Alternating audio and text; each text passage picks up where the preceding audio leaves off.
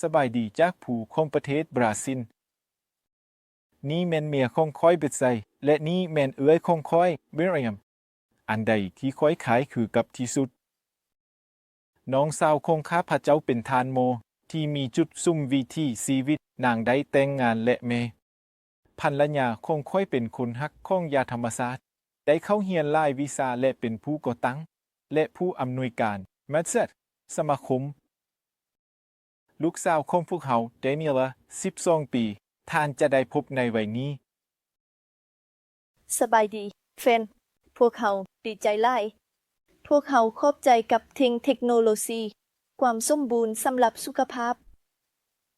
พวกเขากำลังสั่นสะเทือนด้วยความกตัญญูสำหรับการสามารถแบ่งปันหัวเขาใดหนึ่งที่เฮ็ดให้พวกเขามีความสุขทางด้านทางกายเป็นอย่างมีความสุขและความสงบของจิตใจความสมบูรณ์สำคัญสำหรับการดูแลสุขภาพมาจากความสวยพระเจ้าได้ให้คู่มือสุขภาพผ่านการแนะนำในพระคำและปึ้งของเอลเนไวดิบแนะนำให้ทุกคนที่ค้นหาการปอนสุขภาพพระเจ้าได้ให้คู่มือสุขภาพผ่านคำแนะนำในพระคำและปึ้มเอลเนไวดิกคนที่ค้นหาสุขภาพจิตใจและจิตอสุดสิทธบัตรของพระเจ้าอาหารการออกกติน้ำแสงความอสุดอากาศสะอาดการพัฒนาและความเชื่อมั่นในพระเจ้าพวกเขาแนะนำให้ทุกคนที่กำลังค้นหาการปอนสุขภาพจิตใจและคิดอสุดเป็นวิธีแก้ไขธรรมชาติของพระเจ้าแม่นโภชนาการออกกำลังกายน้ำแสงแดดความอดทนอากาศสะอาดพักผ่อนไว้วางใจในพระเจ้าโภชนาการดังนั้นเมเรียมคำเห็นเกี่ยวกับหลักการของโภชนาการบ่ว่าจะเป็นวัฒนธรรมใดจากอาหารที่เฉพาะของแต่ละประเทศทานสามารถปรับปอนหรือหยุดสิ่งที่กระทบลดสุขภาพได้และคำแนะนำอันหนึ่งอย่าเปลี่ยนแปลงอย่างกระทันหันกับครอบครัวของเจ้าขอให้พระเจ้ามีสติปัญญาที่จะมีประสบการณ์ในทางบวกและกระตุ้นความทรงจ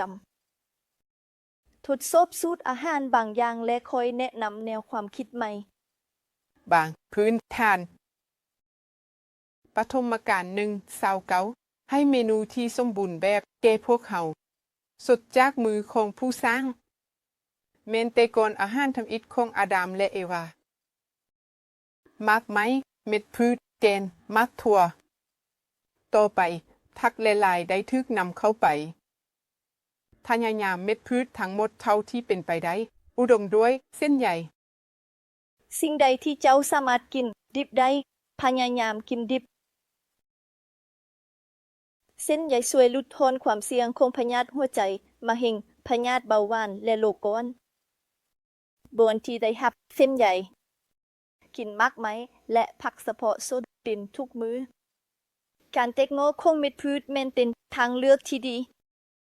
กินเม็ดพืชเผาและข้าวจีข้าวสาลีหลายกว่าสีข้าวถั่ววันเชลส์มักถั่วและแกนใบและผักวางแผนบ่เกิน3 คาบมีครั้งทำอิฐในตอนเช้าเป็นอุดมสมบูรณ์ที่สุดเส้นเดียวกับกษัตริย์อาหารที่2ในตอนบ่ายตุนคือกับเจ้าสายและถ้าอาหารที่3ทึกกินในตอนบ่ายให้มันคล้ายคืออาหารของคนขอทานเบาและในปริมาณน้อยย่อยได้ง่ายมากไหมแม่นทางเลือกที่ดีและข้าวจีทอสต์อย่ากินในระยะห่างแต่ให้ดื่มน้ำเท่านั้นเพื่อการย้ายอาหารที่ดีกว่าอาหารควรมีระเบียบสลับ5 ชั่วโมงระหว่างอาหารคนส่วนใหญ่จะรู้สึกดีขึ้นด้วยการกินอาหารเที่ยงแต่2 คาบตอนเช้าและอาหารเที่ยงประมาณกลางตอนบ่ายโดยเฉพาะแม้นถ้าหากว่าท่านมีการเฮ็ดเวียกเป็นประจำหลายและสงวนร่างกายที่เพียงพอในบ้านพวกเขากินอาหารในตอนเช้าเวลา 8 โมงและในตอนแลงเวลา2 นาทีจำนวนที่ให้รู้สึกสมบูรณ์และมีพลังงานและมันน่าสนใจสมีที่จะยังทางย่อยอาหารหลังจากอาหาร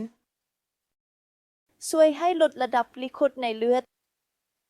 เดี๋ยวนี้มีคำถาม แล้วถ้าข้อมูลบ่มีเงินเพื่อซื้อเครื่องหรือ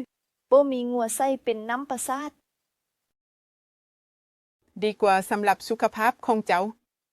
เจ้าฮู้บ่เว้าถึงอาหารต้นกำเนิดของสัตว์ซีมไก่ปลาเนยเค้งนมไข่เฮากินน้อยก็ยิ่งดีครอบครัวของเฮาเลือกที่จะเป็นคนบ่กินเครื่องด้วย เจ้าเห็นคอเลสเตอรอลแม่นวัตถุดิบในการสร้างฮอร์โมนเพศเอสโตรเจน โปรเจสเตอโรน เทสโทสเตอโรนปริมาณคอเลสเตอรอลหลายที่กินความสมดุลของฮอร์โมนหลายขึ้นส่งเสริมมะเร็งในอวัยวะสืบพันธุ์ในแม่หญิงส่วนหลายแม่นเต้านมห่วยไข่มดลูกและในผู้ชายมะเร็ง testicular และ prostate การบริโภคไข่ที่เพิ่มขึ้นเฮ็ดให้การเติบใหญ่ไวก่อนระยะเวลาที่เหมาะสมในวัยรุ่นอาหารเหล่านี้คงต้นกำเนิดของสัตว์อย่างเป็น acidifying และส่งเสริมอาการเจ็บปวดร่วมกัน ซึ่งเป็นลักษณะของพยาธิ autoimmune และ rheumatic นอกจากนั้นลดพรการบริโภคน้ำตาลให้น้อยที่สุดมันลดลงความสามารถของเม็ดเลือดขาวซึ่งเป็นโซโปรป้องกันของระบบภูมิต้านทานเพื่อไฟโกซิโตสนั้นแมนกินเชื้อพยาธิที่หุกหานโดยบ่มีการกินน้ำตาลทหารวิกฤตสามารถกำจัดเชื้อแบคทีเรีย14ภายในครึ่งชั่วโมงด้วยน้ำตาล6บวงกาแฟกิจกรรมลดลงเพียงแต่10เชื้อแบคทีเรียด้วย12บวงกาแฟเท่ากับจอกของโซดาเพียงแต่ 5.5 เชื้อแบคทีเรียถูกจับใน30นาทีด้วย24บวงกาแฟและ4ครีมก้อนหนึ่งความคาดหวังแม้นว่าเม็ดเลือดขาวหนึ่งจะกำจัดเชื้อแบคทีเรียหนึ่งเท่านั้นดังนั้นพวกเขาสามารถสรุปได้ว่าผู้ที่บริโภคน้ำตาลต่ำมีอัตราการติดเชื้อต่ำ ออกกำลังกาย ตัวอย่างที่ดีของการออกกำลังกาย ผู้ที่ปฏิบัติได้ดีหลายแม่นผัวของข้อยเรามักออกกำลังกายทางด้านทางกายหลังจากที่เราเรียนวิศวกรรมที่นั้นในสวิตเซอร์แลนด์เราได้มาประเทศบราซิลและปัจจุบันปลูกต้นกล้วยหลาย ตั้งแต่อย่างน้อยตอนอายุ14 ปีค่อยมักแลนฉะนั้นค่อยตั้งเป้าหมายและคิดว่าเมื่อรถคันนั้นมาหาค่อยต้องอยู่เสานั้น ดังนั้นมันเฮ็ดให้ค่อยมีการสุกยูเพิ่มเติมการออกกำลังกายเฮ็ดให้หัวใจแข็งแรงลดพรความดันเลือดเผาผลาญแคลอรี่ที่เกินและช่วยให้ทานสูญเสียน้ำหนักซึ่งบ่แม่นกรณีสำหรับค่อยและลดพรความกดดันเลือกการออกกำลังกายที่หลากหลายมักอยู่กลางแจ้งและแดดเริ่มช้าและค่อยเพิ่มขึ้นแต่ต้องเฮ็ดเป็นประจำอย่างน้อยมื้อละ30 นาทีเพื่อออกและหัวใจเต้นไวออกกำลังกายที่แท้จริงหรือถ้ามันเป็นการออกกำลังกายที่หนักแน่นมันอาจจะส่งลื่อ3 ครั้งต่ออาทิตย์ในสวิตเซอร์แลนด์บอนที่ค่อยอาศัยอยู่ตอนอย่างน้อยฝนตกหลายฉะนั้นค่อยมักไปลอยอยู่ในสลอยน้ำในลมแต่กลางแจ้งแดดในส่วนและมีส่วนร่วมในกิจกรรมที่เป็นประโยชน์แม่นรางวัลพวกเขาสามารถเก็บผลดีการเดินลงหลังจากการกินอาหารก็แม่นดีเพราะว่านี้ช่วยให้อาหารจริงสถานดีขึ้นขอบใจดานิเอลหลังจากการปฏิบัติอย่างแข็งแรงห่างกายโคน้ำ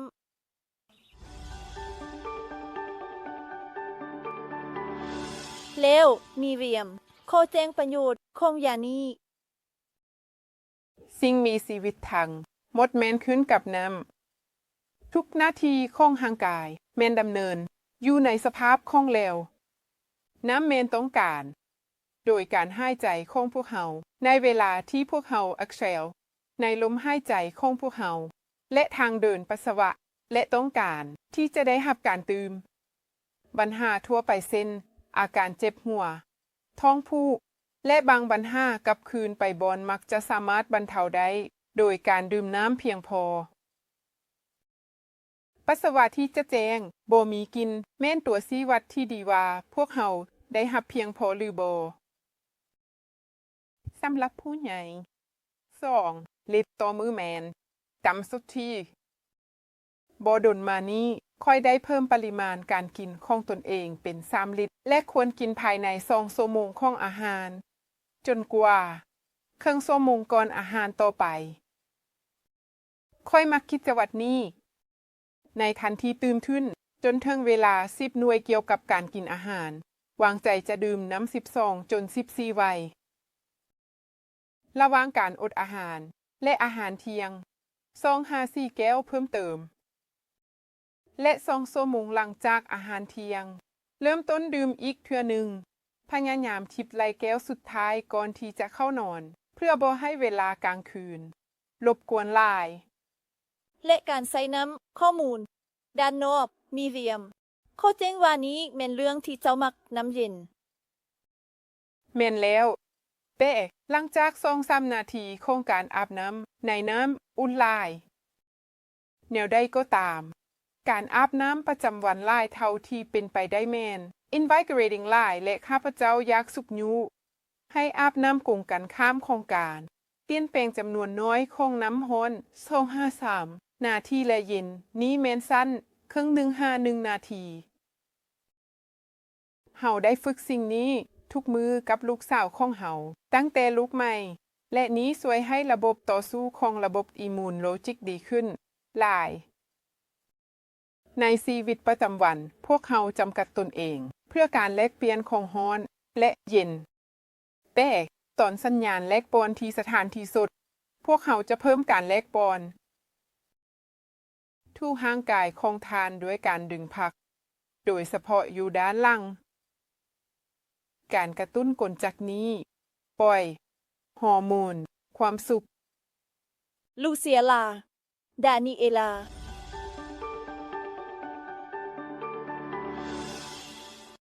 วิธีแก้ไขตัวไปนี้แม่นหนึ่งในตัวแทนการเป็นปัวที่สุดของธรรมชาติและยังเป็นหนึ่งในที่เข้าใจน้อยที่สุดและถูกนำใช้เป็นการเป็นปัวและเป็นเสียงเด็ดหลานสาวของคอยเดเนียลบอกพวกเขาผลประโยชน์ของยานี้ด้วยผิวหนังที่ยุติธรรมแบบนี้เจ้ายานที่จะตากแดดบ่เทยแม่เสียงบ่แม่นสิ่งปฏิสดิกแต่เฮาต้องรู้ว่าจะเพิ่มความดีของมันแนวใดคนที่มีผิวเนื้อสีขาวคือค่อยควรเริ่มต้นด้วย10 นาทีและค่อยเพิ่มขึ้นจะเกี่ยมผิวหนังเพื่อรับแสงแดดโดยกงใส่ผิวหนัง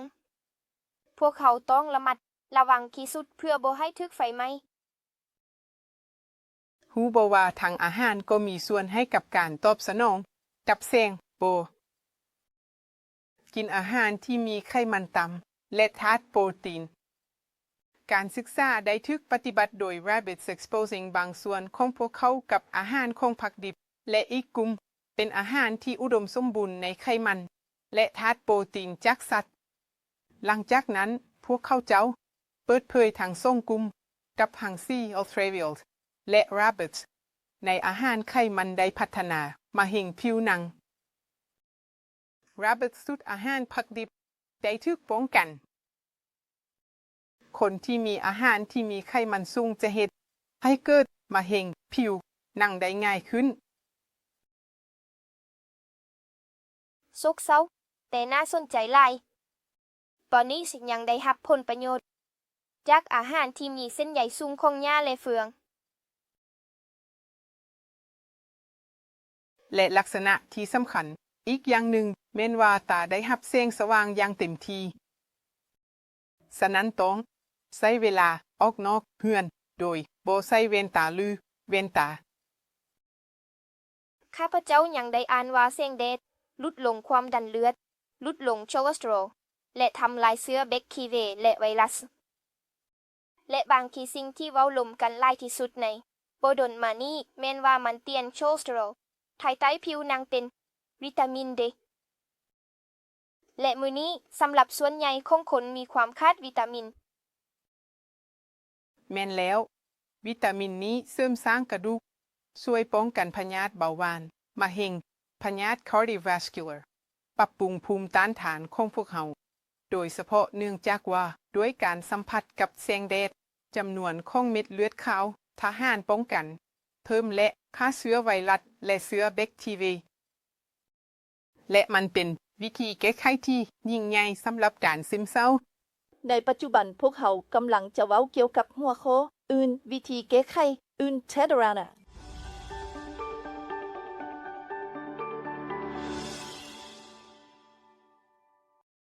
ความสมดุลตามความแจ้งแม่นการลดระดับจากทุกสิ่งที่เป็นอันตราย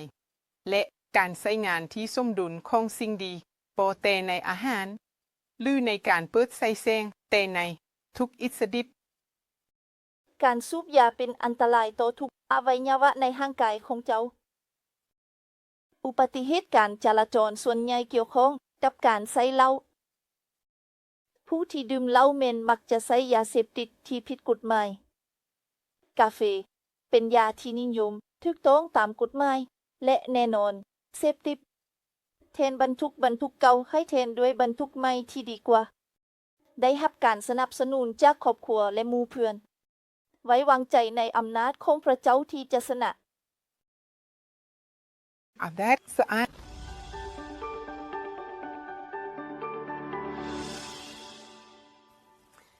พวกเขาสามารถดำรงชีวิตสำหรับอาทิตย์โดยบ่มีอาหาร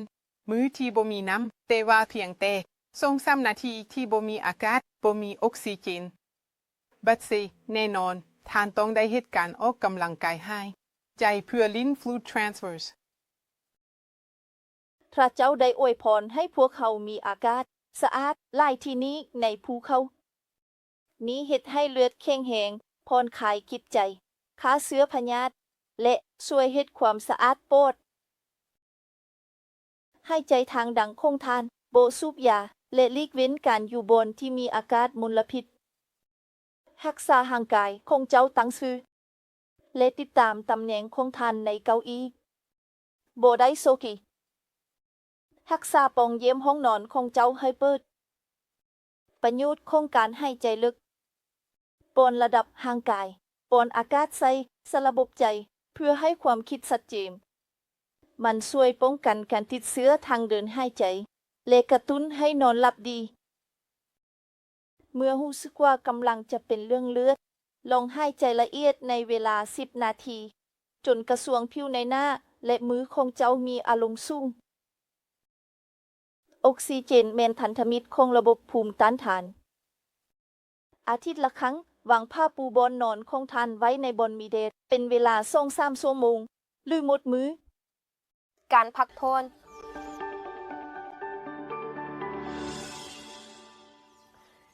ฮู้บ่ความลับของเม็ดบรรทุกถิวที่ดีลายบ่เขียนไว้นอนหลับฝันดีมีหยังอีกแดนี่ล่ะท่านบ่จำเป็นต้องนอนและนอนเพื่อให้สามารถพักผ่อนได้เพียงแต่การเปลี่ยนแปลงเป็นปกติเฮ็ดบางสิ่งบางอย่างที่แตกต่างจากกิจกรรมที่ผ่านมาแล้วส่งเสริมการผ่อนคลายดังนั้นการแบกก้อนหินหลังจากห้องเรียนคณิตศาสตร์ยาบแม่นผ่อนคลายบ่แพ้แล้วหลังจากถือก้อนหินทานสามารถพักผ่อนโดยการอ่านหนังสือดังนั้นการเปลี่ยนแปลงระหว่างการเฮ็ดเวียกของร่างกายและจิตใจแม่นวิธีหนึ่งนอกจากนี้ยังย่างในความน้ำของป่าไม้หลังจากความกดดันอย่างหุนแหงนำไซนี้ดานิลาในรูปแบบศึกษาของเจ้าพักผ่อนย่างดื่มน้ำเบดและอากาศและความเข้มข้นและความทรงจำของเจ้าจะถูกสร้างใหม่เดี๋ยวนี้เกี่ยวกับการนอนในคืนมีบางคำแนะนำนอนประมาณ 7-8 ชั่วโมงในทุกคืนมันเป็นสิ่งสำคัญที่จะนอนกับกระเพาะอาหารที่สำเร็จการย่อยอาหารกินให้เช้าประมาณ 2-3 ชั่วโมงเกี่ยวกับการนอน แม่อาหารเบาและนอกจากนั้นการนอนแม่นหวานที่สุดในตอนกลางคืนเมื่อมันทึกนำหน้าโดยการออกกำลังกายผู้ที่ออกกำลังกายกล้ามสิ้นของเขาเจ้าในระหว่างมือมีการนอนหลับที่ดีในตอนกลางคืนซาโลมอนผู้ฉลาดว่าการนอนหลับของคนงานของว่านแม้นการกินน้อยหรือหลายอย่างใดก็ตามความอุดมสมบูรณ์ของผู้ชายที่อุดมสมบูรณ์บ่ได้ปล่อยให้เรานอนหลับพร้อมกันนั้นจงมีจิตสำนึกที่จะแจ้งและมีความสงบกับทุกคนน่าสนใจวิธีการแก้ไขทั้งหมดแม่นเสื่อมต่อกันบ่มีเหล้ายาสูบหรือคาเฟอีนเปิดปอนประตูและให้อากาศสะดวกแค้นในการตั้งค่าของโทรศัพท์หรือแอปพลิเคชันให้เป็นสีแดงสูงขึ้นสิ่งนี้จะสำระลงจำนวนแสงสีฟ้าและสีบลูน้อยที่ทานใช้เวลาอยู่ในโทรศัพท์หรือหน้าจออื่นของทานก่อนนอนดีกว่าอ่าน20 นาทีของคัมภีร์ไบเบิลก่อนนอนเนื่องจากว่านี้ป้องกันบ่ให้ฟันให้ในตอนกลางคืนมัวไฟในห้องของทานโดยเฉพาะไฟสีขาวและสีฟ้าขอให้พระเจ้านอนหลับสบายนอนดีแม่นสิ่งสำคัญเพิ่มความว่องไวและความชิบสร้างสรรค์ของมือลดพ้นความเสี่ยงของอุบัติเหตุการจราจรเพิ่มความสามารถในการเรียนรู้และจื้อจริงสิ่งที่เฮ็ดรู้และปรับปรุงความสามารถในการจัดการกับความเจ็บปวดมันสำคัญที่จะมีมื้อพักในสัปดาห์วันหนึ่งและสวยหลายที่จะมีเวลาประจำปีสำหรับการพักผ่อนมายามค่อยอีกครั้งในวันพักเดนีลาแล้วมีแผนการวางใจในพระเจ้า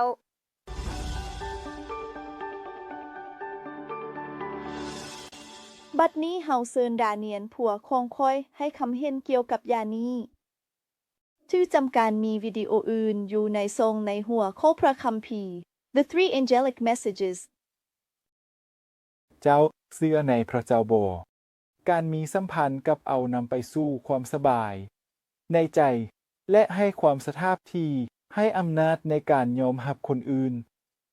ความลับแม่นการอธิษฐานเพื่อคนที่ทานบ่มักและปรารถนาให้พวกเขาดี เจ้าจะเห็นความแตกต่างที่มันเฮ็ดการเชื่อในเอานำไปสู่ความหักใส่บ้านและช่วยให้การต้อนบัดปัญหาและบัดทิบิตวิธีการเติบโตในความมั่นใจความมั่นใจเจริญเติบโตผ่านประสบการณ์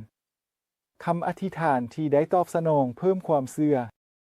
รู้ว่าพระเจ้าดูแลพวกเฮาคือกับพอและถ้าหากเฮาปรารถนาที่ประทับของพระองค์และดำรงชีวิตในวิธีที่จะบ่ยูพระองค์ไปพระองค์จะบ่ปะทิมเฮาการอธิษฐานแม่นเว้ากับพระเจ้าคือกับเพื่อนนี้เฮ็ดให้พวกเฮามีความเข้มแข็งเพื่อประเสริญกับสิ่งท้าทายในชีวิตนั่นแม่นเหตุผลที่ว่ามันยังถูกเอิ้นว่าลมหายใจของจิตวิญญาณพวกเฮามีแจน้อยอยู่ในส่วนที่นี้ในฟาร์มของพวกเฮาบอนที่ข้าพเจ้าอธิษฐานเป็นปกติถ้าแม่นในบ้านของเจ้าเนียกสถานสดใสเพื่อสนทนากับเอาหลังจากนั้นปิดประตูและซอกห้าที่ประทับของพระองค์ถ้าพระเจ้ามักอธิษฐานในตนแรงคือกับอีซากได้ดาเนียลและดาวิดได้แยกกัน3 เทื่อต่อมือเพื่อลมกับผู้สร้างเมื่อพวกเขาเข้าไปในสภาพการทางวิญญาณพวกเขาต้องการเน้นหนักเทิงการเสื่อมโตของจิตใจกับร่างกาย9 ใน 10 พญาตมีต้นกำเนิดอยู่ในใจความวุ่นวายอยู่ในเหือนอาจจะถูกฟังอยู่ในจิตวิญญาณความเสียใจเฮ็ดให้จิตใจบ่สมดุลคำสอนที่บ่ถูกต้องเส้นว่านรกที่ลุกลามตลอดไปเฮ็ดให้เกิดความทุกข์ทรมานตลอดกาลของคนชั่วเฮ็ดให้มีทัศนะที่บิดเบือนของลักษณะของพระเจ้าศาสนาของพระคริสต์ห่างไกลจากการเฮ็ดให้เป็นบ้าแม่นหนึ่งในวิธีแก้ไขประสิทธิภาพที่สุดเป็นคอมเมอร์เซนประสาทที่มีประสิทธิภาพและเพื่อสำเร็จรูปนี้เกี่ยวกับสุขภาพให้พวกเขาสัมผัสกับหัวข้อที่บ่ค่อยมีคำถาม แต่มีความเกี่ยวข้องกับสุขภาพของแม่หญิงหลายครึ่งหนึ่งของพญาติหญิงแมนเกิดมาจากความผิดพลาดของเครื่องนุ่งห่มข้าพระเจ้าจะให้ทานส่องคำเห็น ในความเป็นจริงเจ้าเคยทึกถามโดยทานโมเกี่ยวกับเครื่องลุงของเจ้าบ่พวกเขาเจ้าบ่ค่อยเห็นดีนำแต่การคาดนี้บ่ได้ลดลงความสำคัญของการพิจารณาบางอย่างเข้าไปในบัญชี หน้าทำอิฐสุขภาพที่สมบูรณ์แบบเรียกร้องให้มีการไหลเวียนคงที่สมบูรณ์แบบแนวใดก็ตาม นี้บ่สามารถบรรลุได้ในเวลาที่ขาแขนขาซึ่งอยู่ไกลจากอวัยวะที่สำคัญ เย็นและบ่ได้รับการปกป้องโดยเครื่องนุ่งที่บ่เพียงพอ ในขณะที่มีเครื่องนุ่งห่มหลายกว่า3หรือ4เท่าของลำต้นบนที่มีอวัยวะที่สำคัญ หัวใจกระเพาะอาหาร ตับอวัยวะในท้องที่มีเลือดไหลเกินไป อันที่สองเครื่องลุงแต่ละคนต้องได้รับการปรับตัวเข้ากับร่างกาย เพื่อบ่ให้ขัดขวางการไหลเวียนของเลือดหรือการหายใจที่บ่เสียค่าและเต็มที่หรือบ่ให้หอยถึงผิวหนังยังส่งเสริมการเคลื่อนไหวฟรีและ posture ที่เหมาะสม กรุณาสังเกตว่าสุดสั้นในของทานทั้งต่ำและถึงบ่ควรขัดขวางการไหลเวียนที่เพียงพอ อันที่3การเสนอยังอยู่ในพระคัมภีร์ในพระบัญญัติ22ข้อที่5นี้แม่นย้อนว่าแทนที่จะนุ่งเสื้อจีนส์คนอัปเดตซึ่งมักจะเฮ็ดให้พื้นที่ใกล้ชิดมีความซุ่มซื่นและสตาร์ไฟโดยเฉพาะแม่นรายการ Feminine Dress หรือ Skirt จะมีสุขภาพดีเงื่อนไขการระบายอากาศที่ดีกว่าเชียงคู่กับนิสัยสุขอนามัยที่ใกล้ชิดมันช่วยลดพรปัญหา gynecological และเหยี่ยวที่หายแห้งในบรรดาสิ่งอื่น ในที่สุดแน่นอนว่ามีเพียงแต่คำแนะนำของวิชาที่พวกเขาสามารถและควรจะลึกการศึกษาและการสะท้อนของพวกเขาพระประสงค์ของพระเจ้าจะสำเร็จและถ้าหากว่านี้แม่นความปรารถนาของทานจงยึดมั่นในคำสัญญานี้เจ้าแม่นผู้ที่ดำเนินงานในเฮาทั้งความไปสุดและการปฏิบัติตามความปัจจุบันดีของเขาฟิลิป2:13ความเชื่อและไสสนะ